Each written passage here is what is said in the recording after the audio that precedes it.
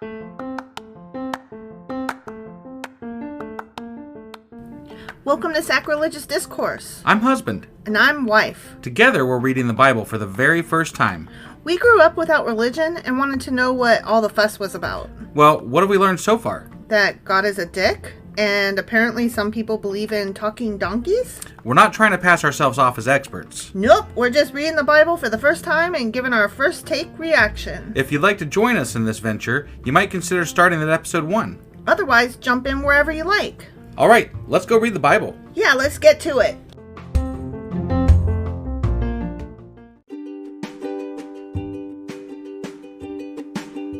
Hey wife, did you know that Anchor is sponsoring our show? Really? Don't we use Anchor to distribute our podcast on Spotify and Apple Podcasts? Yeah, and we are on just about every other platform available as well, thanks to them. Why do we use Anchor as our podcasting service? Well, they make editing and distributing our show a breeze. What if one of our listeners wants to start their own podcast? Then they should head over to anchor.fm or download the app to get started. Awesome! You guys should go do that right now! Husband! Wife! Do you remember what happened yesterday? Well, as I recall, I think Ahab fucked up by letting his wife murder somebody because he wanted the veggie garden. And then he was maybe going to get eaten by dogs, but then now his sons are just going to be getting eaten by dogs. So yeah, it's all better now for him. For him. Right. But yeah. His sons are going to be like, fuck you, God. Yeah. Because, fuck you, God. Right. Just saying. Yeah, and his wife is Jezebel, by the way. Right, Jezebel is the one who had Naboth, I think was his name. Naboth, yeah. Naboth had him stoned because he wouldn't give up his vineyard. Yeah. I mean, that was just a shit-ass move. Yeah. And on everybody's part, really. Except for Naboth, he doesn't have to sell his fucking vineyard. vineyard. Right, no. But, to be fair, there as well, a king asks you to fucking get your land, and you don't generally say no. I do, but... Not if he's known for killing people. Okay, and his wife. Fair, but I don't know if it's been in the family for ages, which it probably has. But is it worth your life? Maybe to him it was. Some fucking grapes are worth your life? Maybe the land to him was worth his life. Well, there ain't no grape good enough to be worth my life, so... I'm not here to say whether he should have or shouldn't have. I don't think he was an asshole for saying no. I don't think he was an asshole, no. But, okay.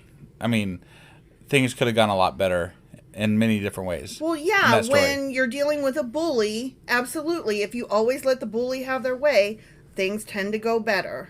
Right, and when you don't, they kill you. Right. So, right. This isn't a win-win or win-lose, or I don't know what the fuck it is. Win something. It's bad. It's lose-lose. It's bad because he was a fucking bully and his wife's a bigger bully. Right, yeah.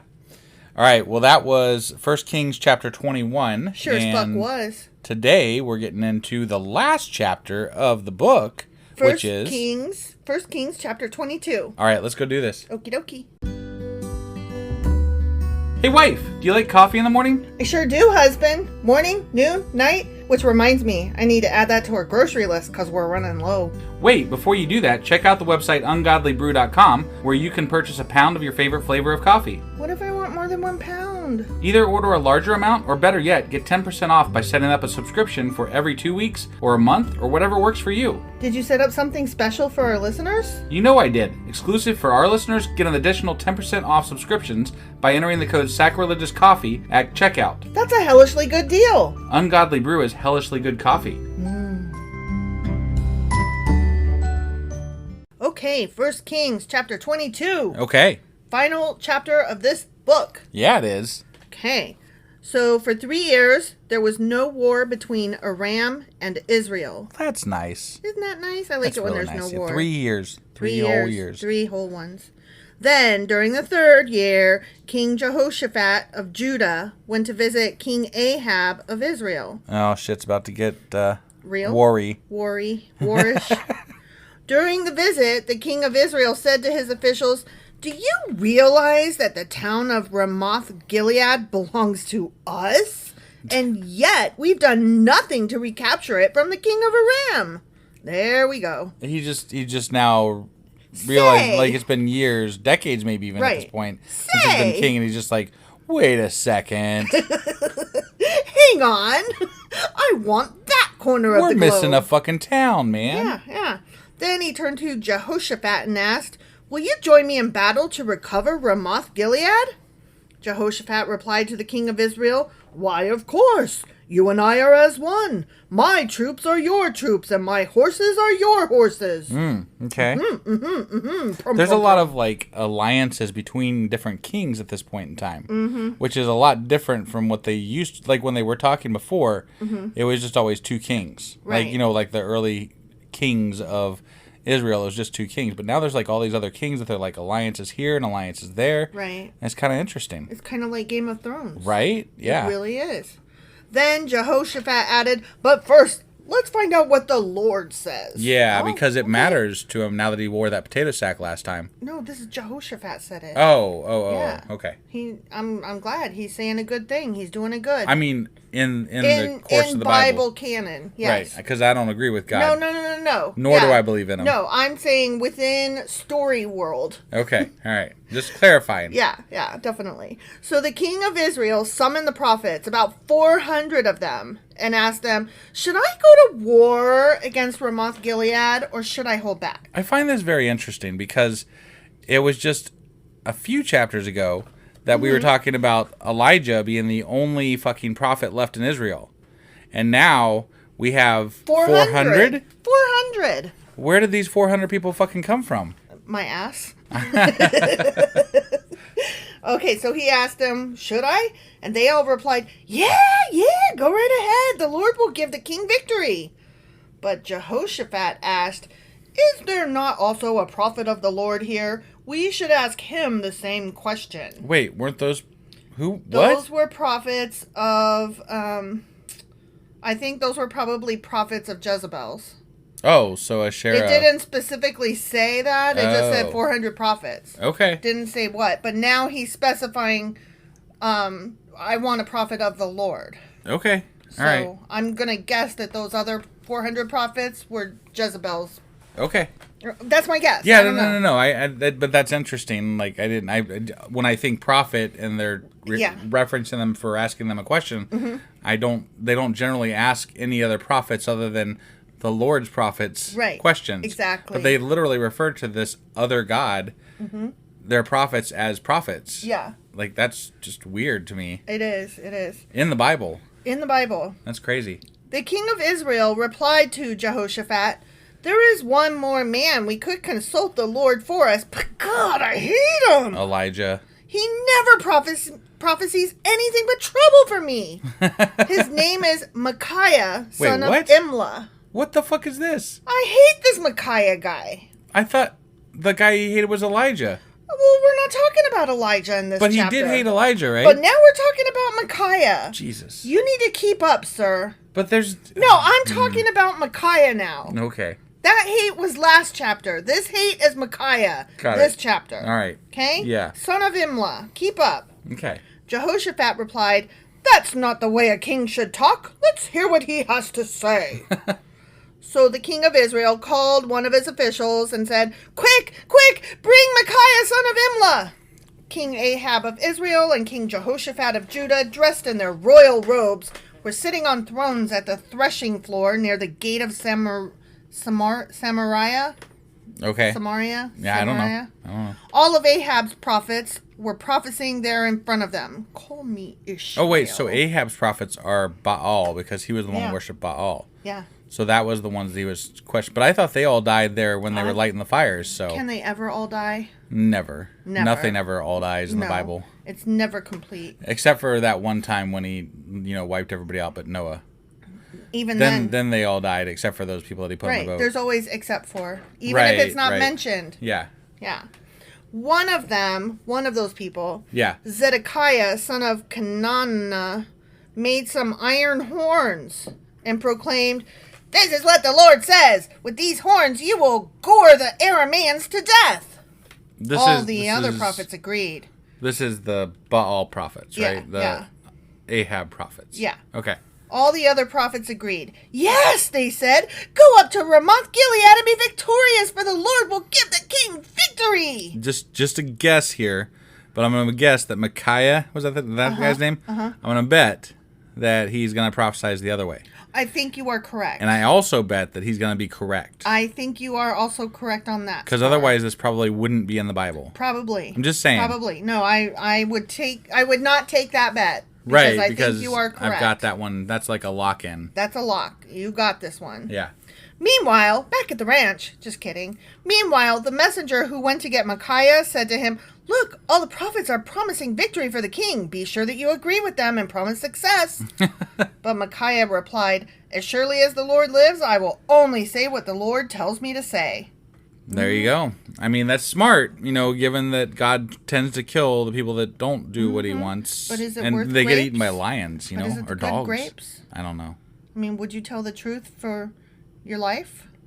Well, And how is that different from holding on to your land and grapes? apparently this guy's given bad news to this king before because True. he's said that he's given him bad news before. Yeah. So he's lived through those. So this guy might not be as scared as others might be. Either that or he is scared but also stands by his values. Right, right. When Micaiah arrived before the king, Ahab asked him, "Micaiah, should we go to war against Ramoth Gilead or should we hold back?" Micaiah replied sarcastically, "Yes, go up and be victorious, for the Lord will give the king victory." But the king replied sharply, "How many times must I demand that you speak only the truth to me when you speak for the Lord?" Then Micaiah told him, "In a vision I saw all Israel scattered on the mountains like sheep without a shepherd, and the Lord said, 'Their master has been killed, send them home in peace.'" "Didn't I tell you?" the king of Israel exclaimed to Jehoshaphat. "He never prophesies anything but trouble for me." He just asked him to tell him the truth. Yeah, but the truth sucks. Right, but he didn't believe him when he told him what he wanted to hear. Because he said it sarcastically. Right, no, I know. Then, I mean, it specifically said he said it sarcastically. No, yeah, I He's get like, it, I get it. "Sure, yeah, you're totally gonna win." Right. You gonna believe him? No. No. Then Micaiah continued, "Listen to what the Lord says. I saw the Lord sitting on his throne with all the armies of heaven around him, on his right and on his left. And the Lord said, 'Who can entice Ahab to go into battle against Ramoth Gilead so he can be killed?'" Oh, wow. Damn. Wow. There were many suggestions, and finally a spirit approached the Lord. A spirit, huh? Approached the Lord and said, "I can do it." "How will you do this?" the Lord asked. And the spirit replied, "I will go out and inspire all of Ahab's prophets to speak lies." "You will succeed," said the Lord. "Go ahead and do it." So you see, the Lord has put a lying spirit in the mouths of your prophets, for the Lord has pronounced your doom. Boom. So there are spirits now. Yeah. And That's a new one, what's a spirit? right? Like Is it a angel-y thing? Is it I mean, a they ghost? they've distinguished between, like, they didn't say angel, they didn't say Right. cherub, Right. or cherubim, they didn't Right. say, they said spirit. They said spirit. So this is something new. Yeah. Regardless of translation, it was a different word that they used. It was a different word, yeah. So this is something new. yeah. What the fuck is a spirit? I have no fucking idea. That sounds like a good Q&A. That is going to be my Q&A. That's What really is it? cool. What's a spirit? Right? Like, I mean, Hey, so seriously. 1 Kings chapter 22. What's a spirit? right? Never heard of that before. Yeah, and why does God need a spirit to go, like, I just don't get it. Like, a spirit, I would assume, is like somebody that went to heaven, I guess, Maybe? right? Like, I don't know, but like, why does he need just the regular crew to go down and inspire other gods? Why does he need an intermediary when he's so all-powerful he could just do it his damn self? Yeah, I don't know. I mean, that's always been the case, though, so, you know. Then Zedekiah, son of Kenana, walked up to Micaiah and slapped him across the fucking face, just damn. like Will Smith did to Chris Rock. Yeah. Wow. Slapped him right across the fucking face. Then Zedekiah, son of Kenana, walked... Oh, I just read that. "Since when did the Spirit of the Lord leave me to speak to you?" he demanded. And Micaiah replied, "You will find out soon enough when you are trying to hide in some secret room." What? Okay. Okay. I think he thought that was a sick burn. Okay. But it was like... He's basically saying, "You'll find out, bitch." Right. Okay. "Arrest him," the king of Israel ordered. Oh, my God. "Take him back to Ammon, the governor of the city, and to my son Joash. Give them this order from the king. Put this man in prison and feed him nothing but bread and water until I return safely from the battle." But Micaiah replied, "If you return safely, it will mean that the Lord has not spoken through me." Right. Then he added to those standing around, "Everyone mark my words." Everyone marked them. Do you think that anyone marked them? I mean, it made it into the Bible, so it got marked. It got marked. I don't think they marked it well. They did some what is that called? Quarterback chair where you sit Armchair quarterbacking. Yeah, that. Yeah, where they're like looking back over it. Right. Telling, okay. Boy, I really fucked that all up. Sorry, nothing. So King Ahab of Israel and King Jehoshaphat of Judah led their armies against Ramoth Gilead. Okay. The king of Israel said to Jehoshaphat, who said it? The king of Israel. Okay. "As we go into battle, I will disguise myself so no one will recognize me, but you wear your royal robes." This sounds like a bad idea, actually. This sounds like a very dumb idea. Yeah. So the king of Israel disguised himself and they went into battle. Meanwhile, the king of Aram had issued these orders to his 32 chariot commanders. 32 again, huh? Mm-hmm. Remember there was 32? Yeah. 32 is the new... 32 we got 12, is the new 40. and 32. "Attack only the king of Israel. Don't bother with anyone else." That was what one of the guys said. Okay, yeah. So when the Aramean chariot commanders saw Jehoshaphat in his royal robes, they went after him. "There is the king of Israel," they shouted. But when Jehoshaphat called out, the chariot commanders realized he was not the king of Israel. These guys know really well who is who. Yeah. Like, they know them by voice? Right? That's crazy. So they knew he was not the king of Israel, and they stopped chasing him. Okay. He's like, "Wait! An Aramean soldier, however, randomly shot an arrow at the Israelite troops and hit the king of Israel between the joints of his armor. Oh, man. "Turn the horses and get me out of here!" Ahab groaned to the driver of his chariot. "I'm badly wounded." Ugh. The battle raged all that day, and the king remained propped up in his chariot facing the Arameans. The blood from his wound ran down to the floor of his chariot, and as evening arrived, womp womp, he died. He died. Just as the sun was setting, the cry ran through his troops. "We're done for! Run for your lives!" I don't understand why a king dying means you're done for. 'Cause we chopped off the head. But, like, you can still... No, never! We cannot think! No, we need one leader!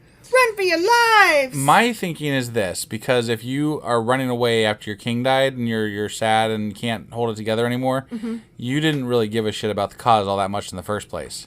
I don't think that's true. No? I don't think that's true at all. Okay. I think that if you're crying because your king died, you probably care very much about the cause and the king that commanded you to be there. But I feel like that would inspire, like, your king dying would inspire you to fight that much harder. Maybe. Like, I'm going to win this for him, you know, like, he gave his life, I'm giving mine, you know, that kind of thing. Maybe. I don't know. So. I didn't live then. And right, I wouldn't have been there because I'm a girl. Right, but I mean, they're fighting over a city that they just realized, like, he ruled in Israel. Ahab ruled for, like, 22 years, I think, is what they said. Something like that. So, like, after 22 years, he realized that they were missing a city. They're like, "Let's go get this city." And the guys are like, "Okay." And they're dying for this fucking city that they didn't give a shit about for 22 years. I just don't see them caring that much about it. I couldn't tell you. Maybe they did care. Or maybe they didn't realize what they were getting into. Right. Good point. So the king died, and his body was taken to Samaria and buried there. Okay.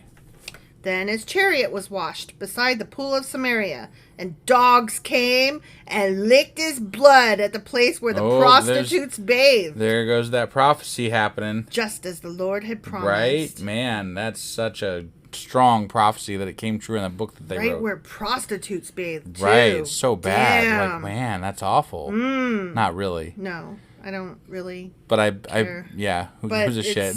It's supposed to be like... And honestly, you're dead already. Who gives a fuck? I know. What's drinking your blood? Right. Like, I've never understood why we care about the body when supposedly your spirit is gone and that body ain't you no more. Right. So why, again, are we being so careful and you know, it's almost like we're worshiping the dead shell. Right. So weird. Yeah.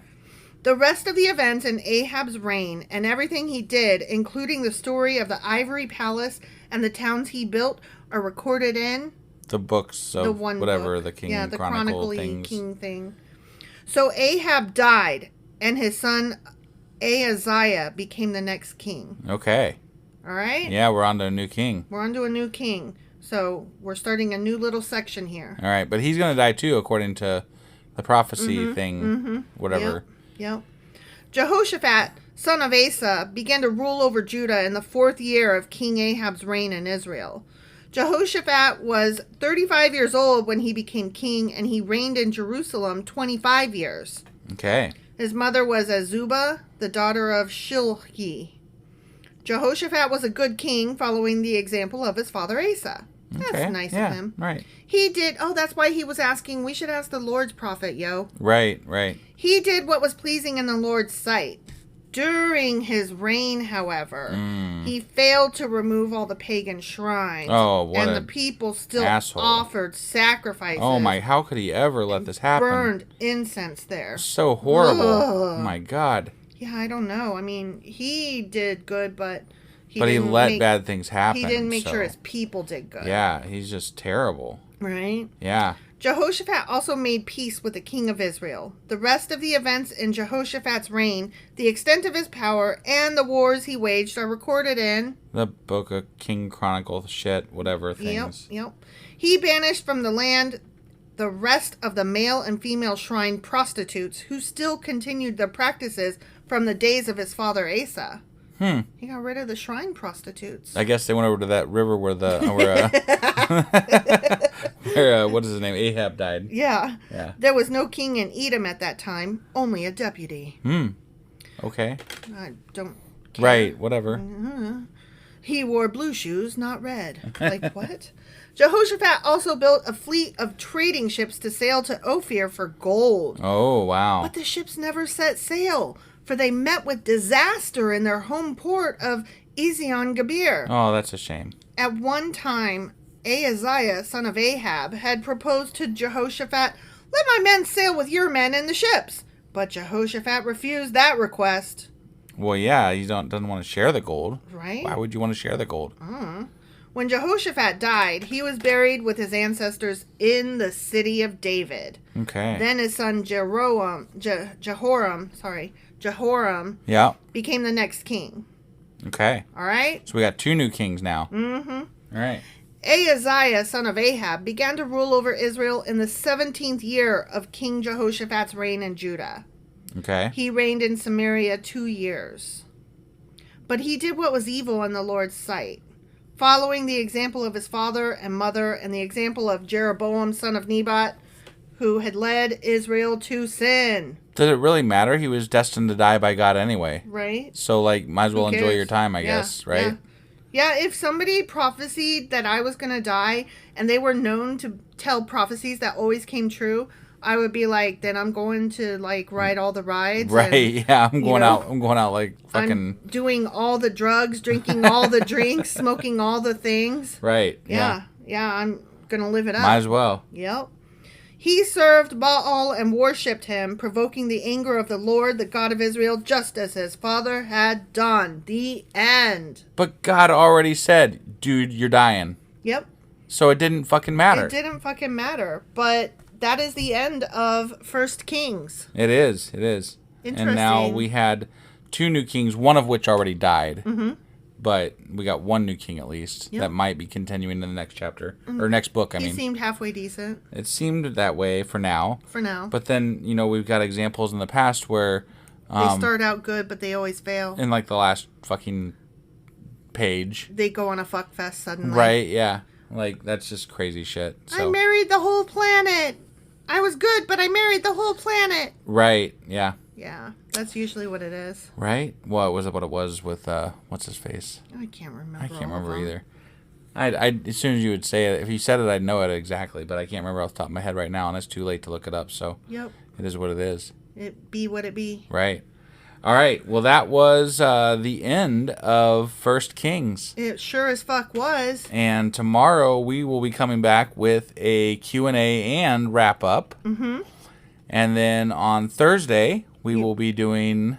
Yeah, Thursday. Sorry. Our contradictions episode, which is called "You're Always Wrong," or as I like to say, "You're always wrong." Right, that. Mm-hmm. And then on Friday, we're just gonna be doing a little bit of a special episode. So hang tight and join us that day for that. And yeah, that'll be the rest of the week. So because on Saturday, yeah, we will be at the.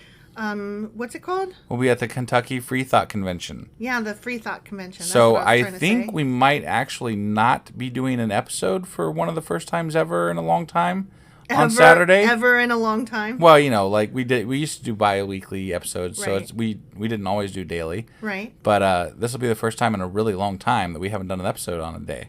We might pre-record something if we have time. We might. Or we might take the day off. We might take the day off. We might. I mean, we're not really taking the day off. If you're there at the fucking, Free Thought Convention, Kentucky right. Free Thought Convention, yeah, we'll fucking be there. We'll fucking be there. You should fucking be there too. Yeah. If you can. And make sure if not, it's all good. Make sure you look for our table because we'll be one of the vendors and we will be selling ungodly brew and representing sacrilegious discourse. Yeah. Oh, yeah. And if you mention that you heard this on our podcast, you get a free sample of the ungodly brew coffee. So, whoop, whoop. Do that. Mm-hmm. All right. You guys have a good one, and we'll see you tomorrow for the Q&A and wrap-up. Yep. Bye. Bye.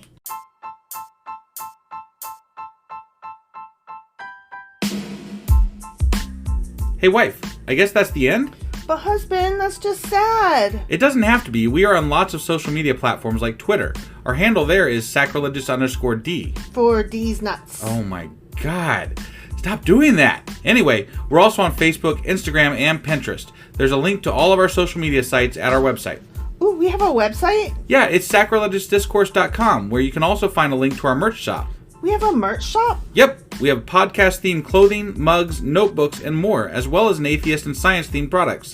Wow, our fans should really go check that out right now. Definitely. They can get in touch with us by sending an email to sacrilegiousdiscourse@gmail.com. But before they do that, we could really use some help. Oh yeah? With what? Well, it's not free running the podcast, and we need some financial support in order to get better equipment, which will free up time so we can concentrate on our podcast and our fans. Okay, so what should they do? Head over to patreon.com/sacrilegiousdiscourse and sign up as a contributor on our podcast. Supporters there receive additional bi-weekly episodes that we record just for our Patreon members for as little as $2 a month. Also, we'd really appreciate it if you would like and subscribe on whatever platform you're using. And Apple Podcast reviews help us out tremendously. Like and subscribe. Leave an Apple review. Join us on Twitter. Support us on Patreon. That's a lot of instructions. Don't forget to say thanks. Thanks. Okay, bye.